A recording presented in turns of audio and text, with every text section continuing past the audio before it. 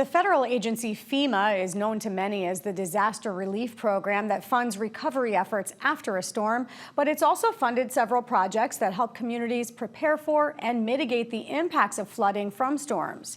The Trump administration is currently working to dismantle FEMA entirely, and in the process, one New Jersey shore town has just lost a grant to prevent flooding off its main highway, Route 36. Senior correspondent Brenda Flanagan has the story.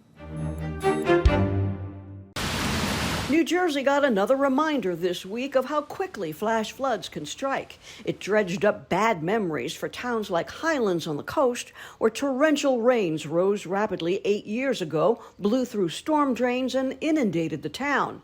Flash floods often swamp Route 36, says Mayor Carolyn Brouillon. Oftentimes, it completely closes State Highway 36, which is an evacuation route.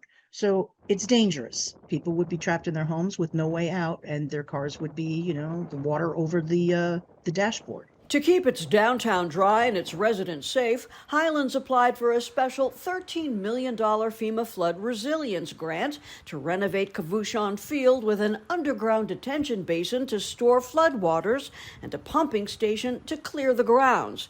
It won all preliminary permits, but in April, FEMA tanked the entire program, leaving Brouillon, to use a British term, gutted.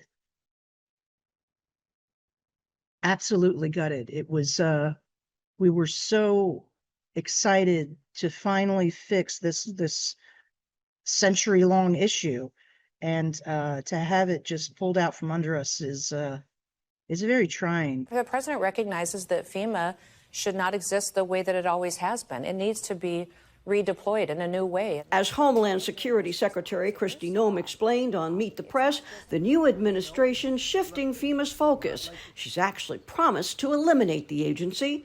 A FEMA spokesman called its flood protection grants wasteful and ineffective, more concerned with climate change than helping Americans affected by natural disasters. Any FEMA contract over $100,000 now requires Noem's personal sign-off. And I can't think of a worse idea to do right now on the heels of a major storm in our state. New Jersey's Attorney General Matt Platkin this week joined a coalition of 20 states to sue the Trump administration over its decision to shut down FEMA's $4.5 billion Building Resilient Infrastructure and Communities grant program, the one to which Highlands had applied. The president in this country has broad powers, but he's not a king. He does not have the ability or the legal right to withhold funds that Congress, in a bipartisan way, came together and said, these funds need to be spent to do certain things. In this case, these funds need to be spent to protect us from floods, natural disasters, wildfires. A new poll shows a majority of Americans don't want FEMA cut back. In fact, 36% want it expanded and 30% want it kept the same, compared to folks who'd cut or eliminate the agency. And 59% strongly or somewhat oppose abolishing FEMA versus 27% who'd strongly or somewhat support its demise. We believe we should be very concerned about what's going on with FEMA at the federal level. Amanda Deveka-Raniere co-founded New Jersey's organizing project after Superstorm Sandy. She'd love to see FEMA reformed so that the problem-plagued agency could respond faster with fewer denials and better survivor support.